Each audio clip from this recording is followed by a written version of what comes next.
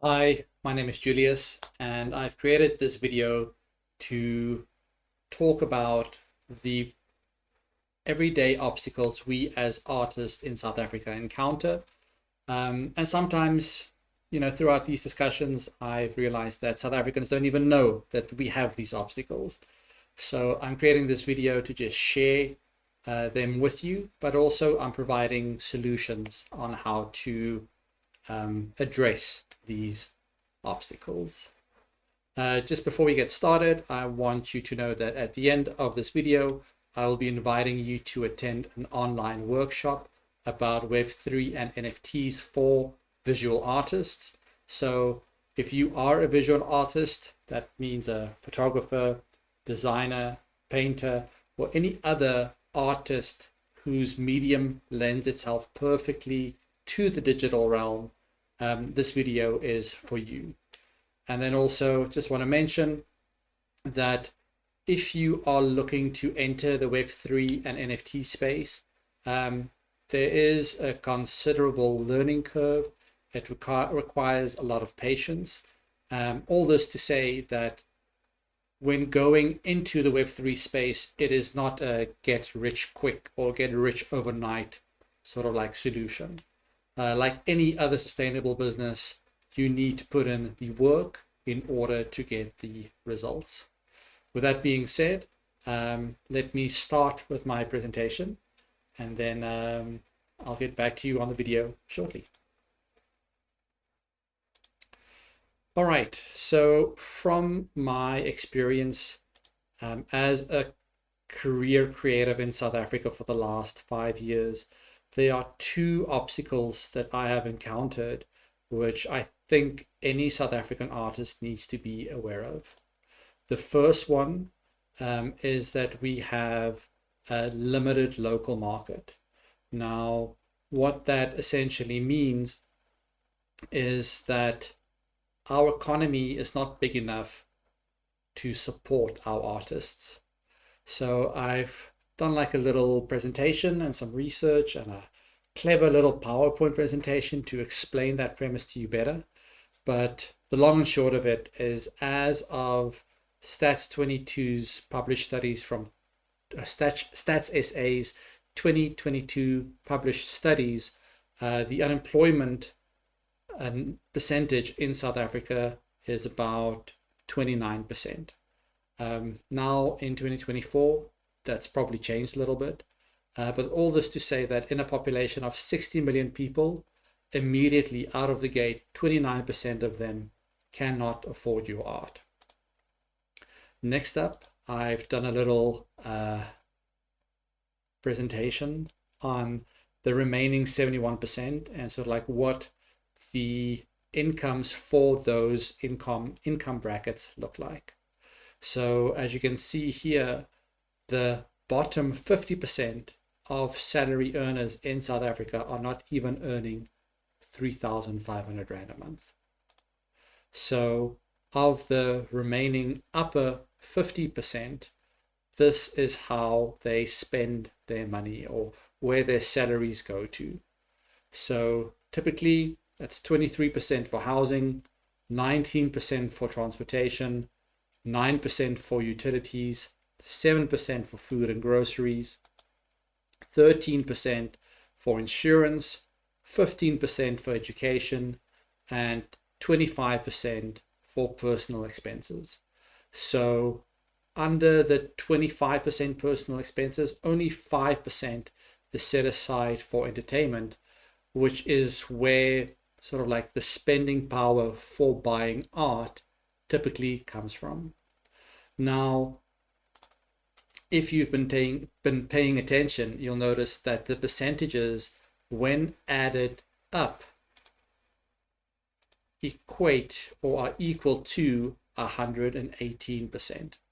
That means of the top earners in South Africa, the majority of them do not have any disposable income. So that's not to say that there aren't any collectors in South Africa, because there are. It's just there's a lot less than you think. And the reason for that is because people have more important things that they need to spend their money on. So that's obstacle number one. Obstacle number two, I want to refer to a scenario that I've had with a client in the recent past. So I have a lovely painter whose website I built, and he's based in South Africa. So he had a collector from the US visit him here in South Africa and buy one of the painter's artworks.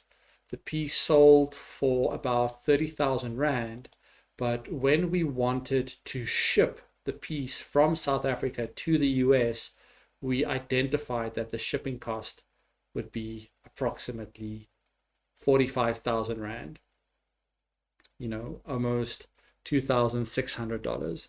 So luckily, in this scenario, the collector was willing to pay that additional fee for the shipping, but more often than not, that's not the scenario. That's not the case.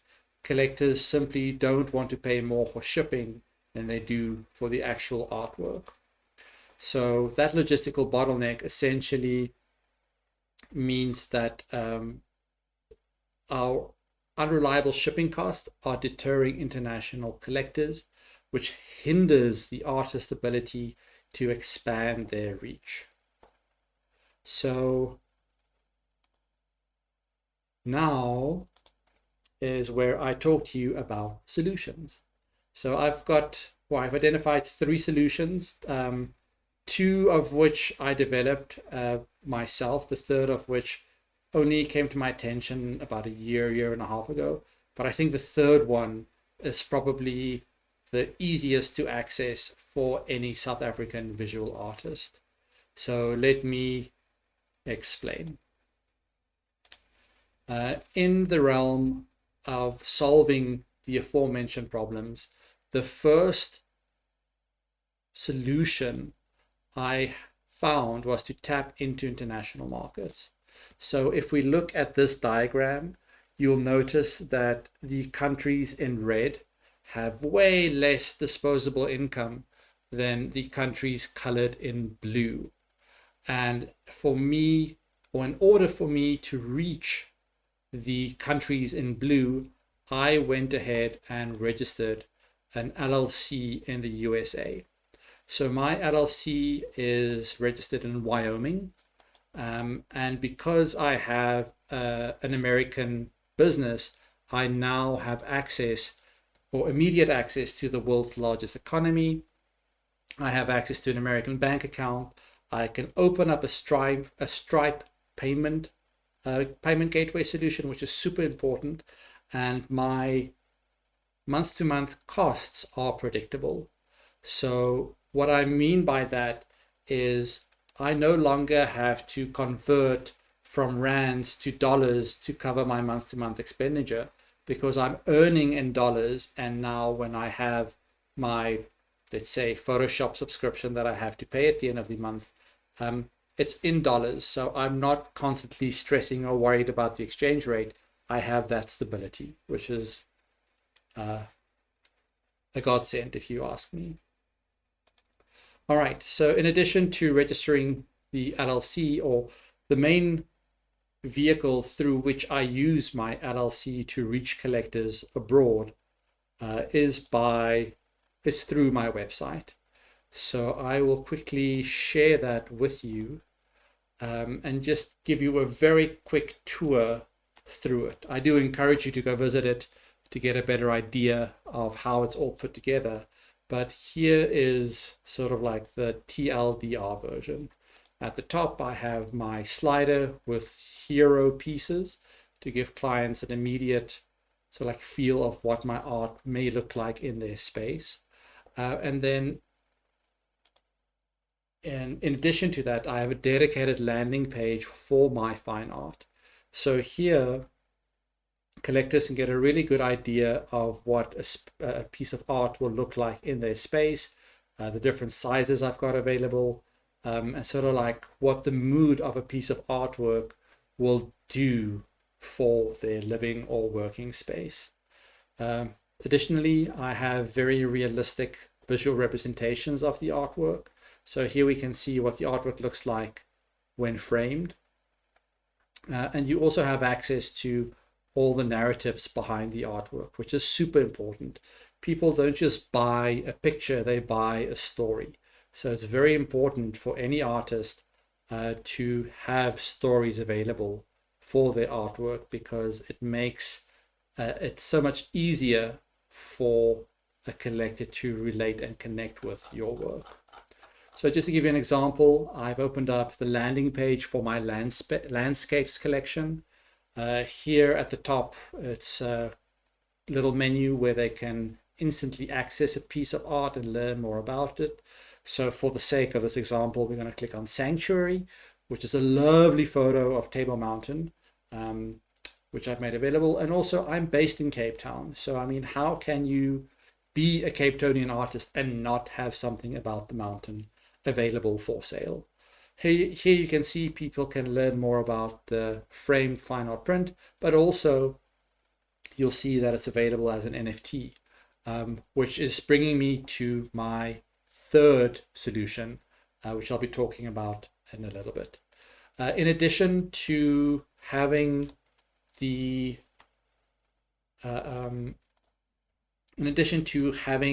website, I also have a virtual gallery, or a VR gallery. So let me quickly show you what that looks like. This is my VR gallery, which I built in Spatial.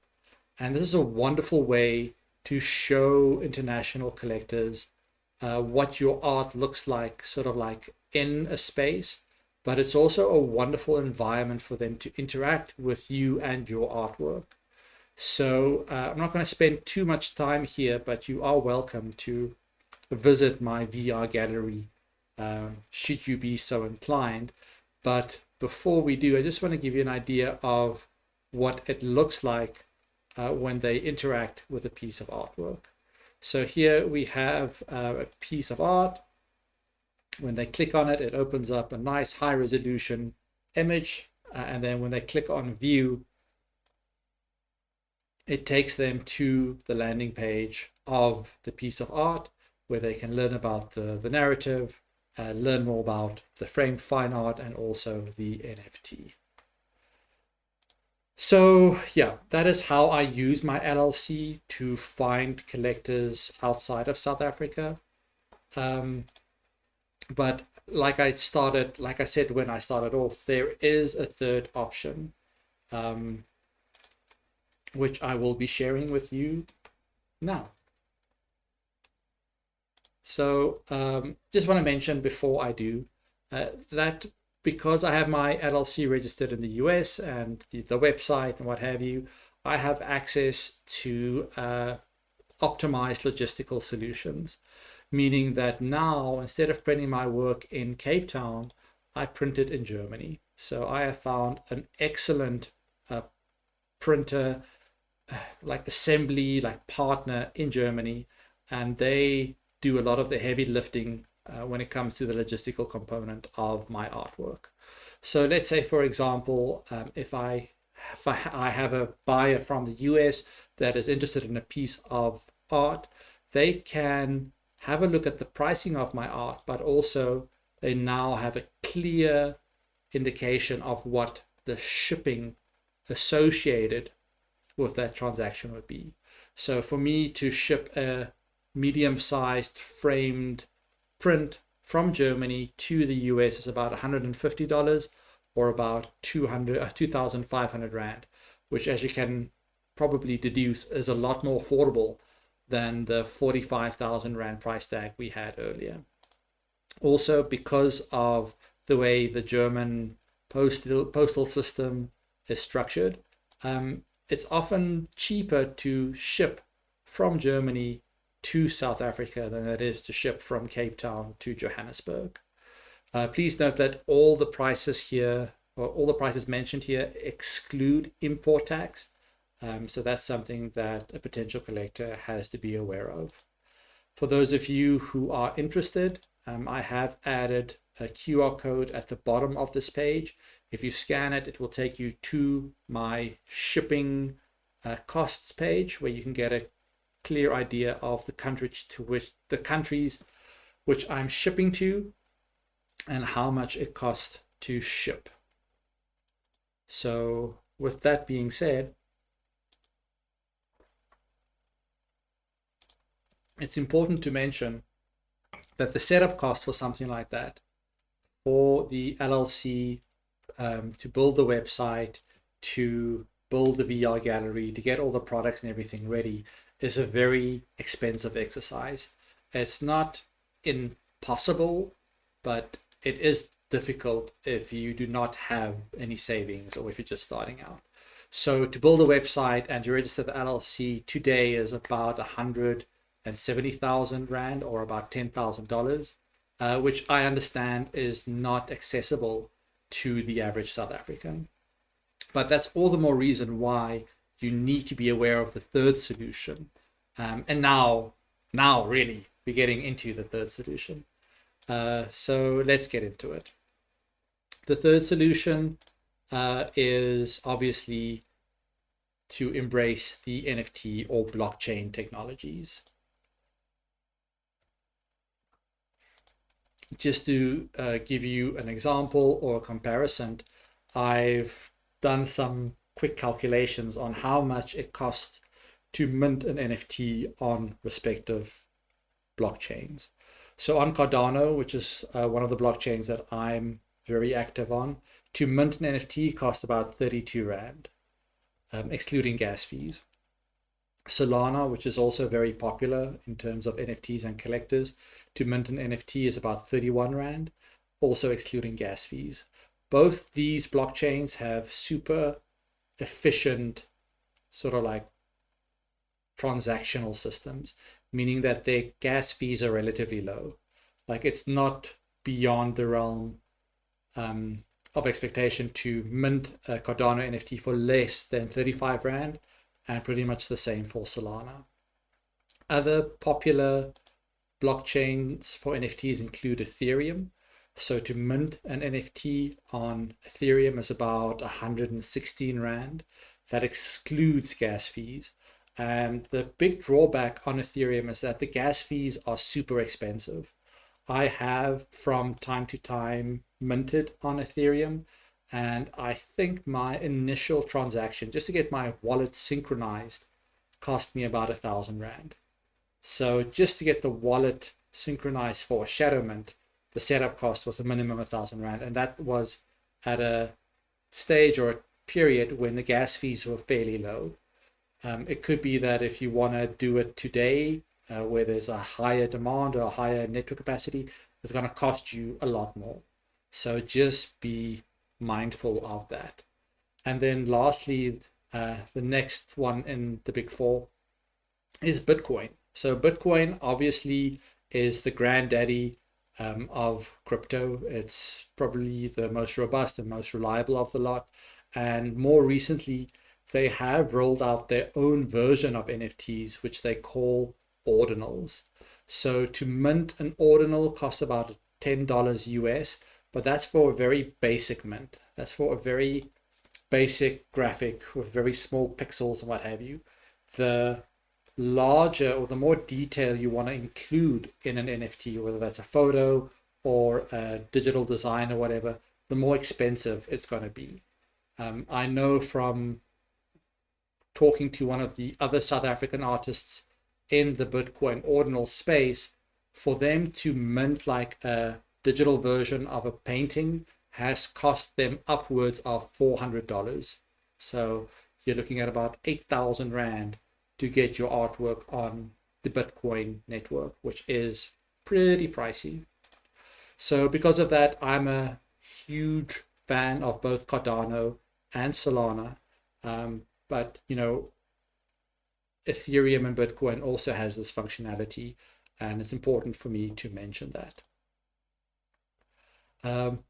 Also, because of the nature of NFTs, it pretty much means because there's no physical product, there's no shipping fees. Okay, so just to get that across, the NFTs allow you now to make your work available to collectors outside of South Africa immediately. And also it solves the logistical bottleneck that we discussed earlier. All that for about 35 Rand per mint. And also there are shadow minting solutions available, which means that you could set up these NFTs without incurring any upfront costs. So yeah, I just quickly wanted to share that with you all. All right, which brings me to me. So just a few slides about me and my background. Firstly, you may have seen some of my works featured in the following publications. You've got the Jomson magazine out in Singapore.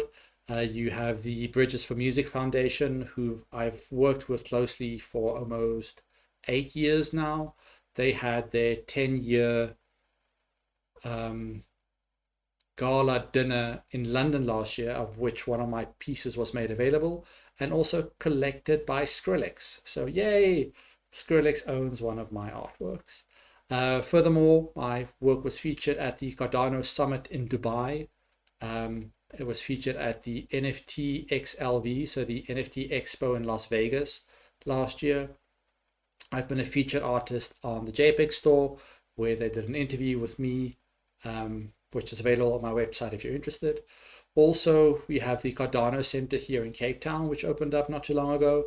So not only am I the first featured artist at the Cardano Center in Cape Town, I'm the first featured artist in a Cardano Center anywhere in the world, which for me is a pretty big deal.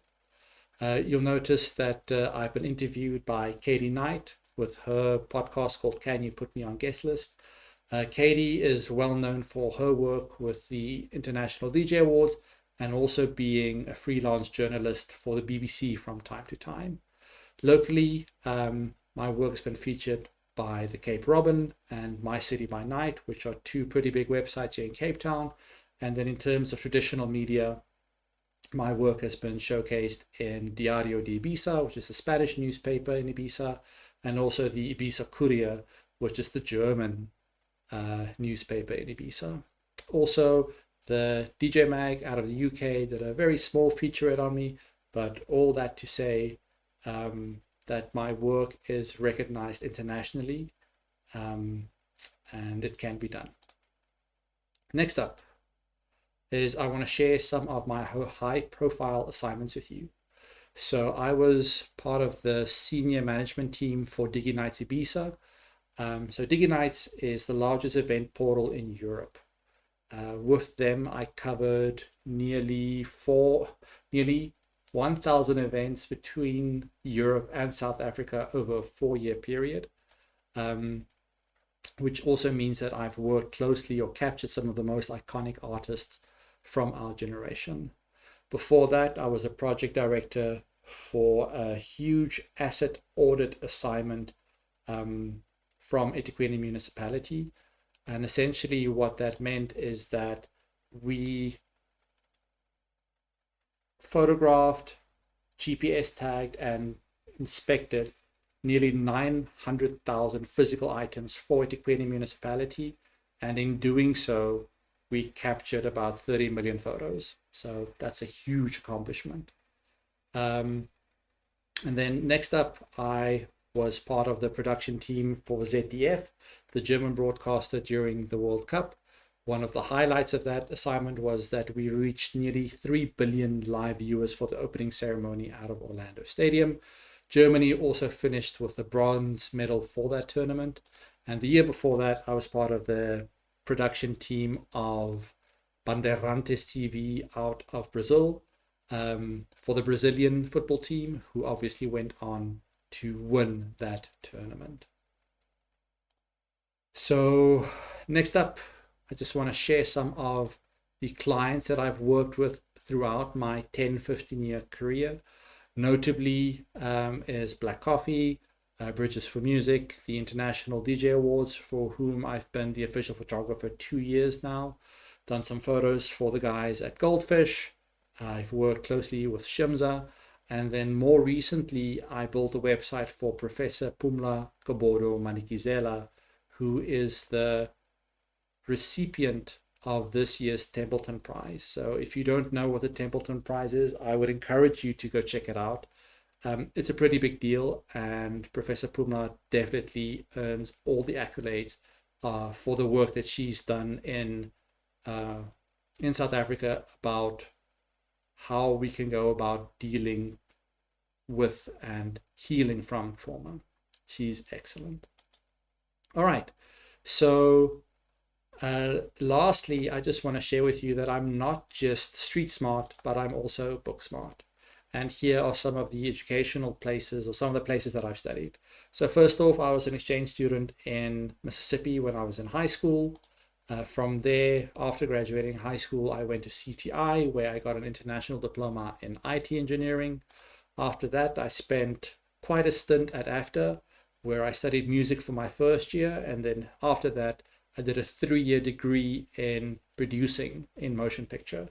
So 4 years at film school, working closely with some of the most influential sort of like film creatives of the current era.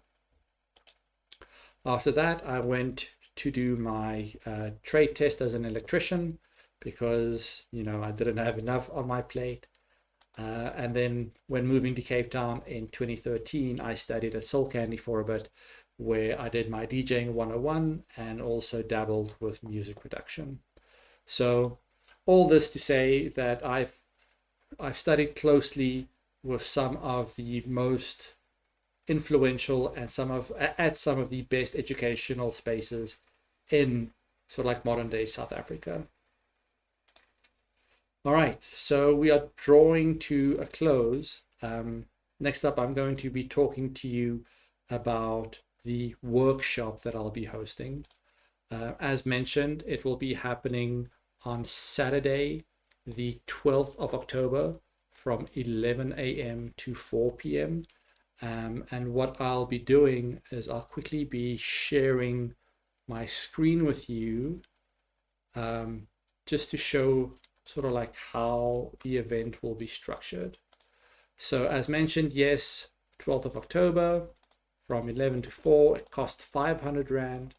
There are limited seats. We will be meeting on Google Meet, and below I've included a little breakdown of the curriculum.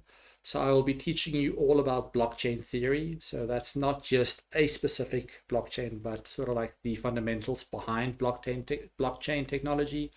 I will be talking to you about NFTs and marketplaces, sort of like how to mint on what platform and how that goes. I'll be teaching you the foundations behind OPSEC, operational security. You got to keep in mind that because you are sort of like effectively your own bank, you have to implement your own security solutions as well. And this is what OPSEC is all about. After that, we will be spending some time where I will be minting an NFT on either Solana or Cardano. So that will be a live example. And then once that's done, we will be going into sort of like how to market your NFTs to the international community and the different ways in which you can sell it. If we happen to finish on schedule, there will be an additional 25 minutes for Q&A. But I mean, I'm very flexible. I'm very focused on making sure that anybody who attends gets the absolute like highest value out of this experience. So if you'd like to learn more, you can scan the QR code, or you can go to my website, juliusjooste.com/events, and get a ticket there. If you have any questions, you are welcome to send me an email, to comment on wherever you are seeing this post or this video. You can also just send me a DM, whatever works for you, and I'll get back to you as soon as possible. So yeah, that is it for me. Thank you very much for your time and for listening. I hope that you've learned something valuable from this presentation, and I look forward to working with you at the workshop on the 12th. Until then, wishing you tons of success and rooting for you. We'll connect soon.